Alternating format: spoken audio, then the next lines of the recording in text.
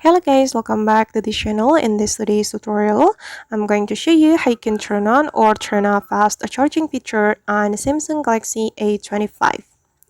Okay, let's get into it guys. I have opened my Samsung Galaxy phone, and first of all, we need to open our settings. Go to your settings, and once you have opened your setting, you can go to the battery setting. This one guys, click on this option, and here you need to go to the charging settings, this one. Okay, and here as you can see, we will be able to turn on or turn off the fast charging feature.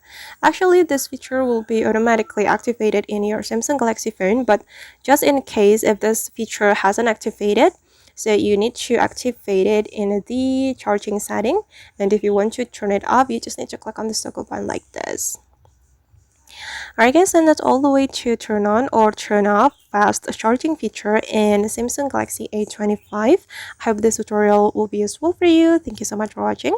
And if you found this tutorial useful, don't forget to like, comment, share, and also subscribe to the channel. See you in the next video.